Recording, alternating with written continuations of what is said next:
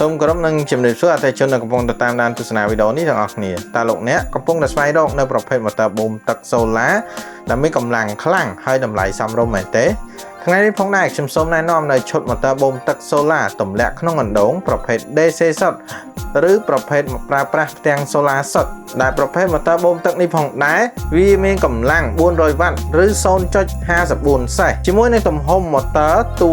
75ឬ3អ៊ីងជាមួយនឹងទំហំសយោចេញ34ឬ1អ៊ីងចំពោះ motor នេះផងដែរលក្ខណៈពិសេសវាគឺវាអាចធ្វើការបូមទឹកបានជម្រៅរហូតដល់40ម៉ែត្រជាមួយនឹងបរិមាណទឹក4ម៉ែត្រគីបក្នុង1ម៉ោងហើយឈុតនេះផងដែរគឺយើងធ្វើការដំឡើងតែជាមួយផ្ទាំង solar កម្លាំង580វ៉ាត់តែមួយផ្ទាំងប៉ុណ្ណោះ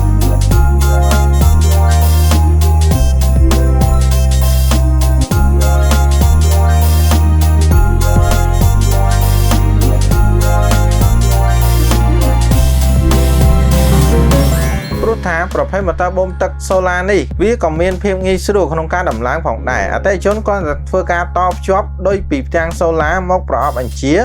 នោះ motor boom ទឹកវានឹងធ្វើការដំណើរការដោយស្វ័យប្រវត្តិហើយចំពោះឈុតនេះផងដែរគឺវាមានភាពងាយស្រួលក្នុងការប្រើប្រាស់ងាយស្រួលក្នុងការចល័តប្រើប្រាស់បានមិនថាប្រភេទទឹកស្ទឹងបឹងព្រែកទន្លេឬប្រឡាយនោះទេគឺយើងអាចប្រើប្រាស់បានទាំងអស់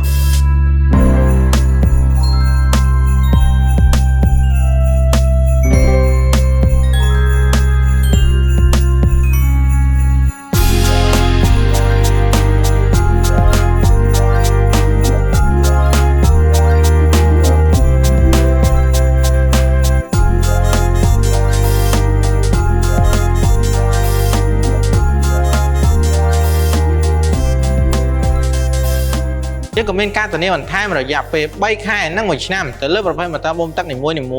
និងរយៈពេល10ឆ្នាំទៅលើពន្លឺសម្រាប់ប្រភេទផ្ទាំង solar ផងដែរ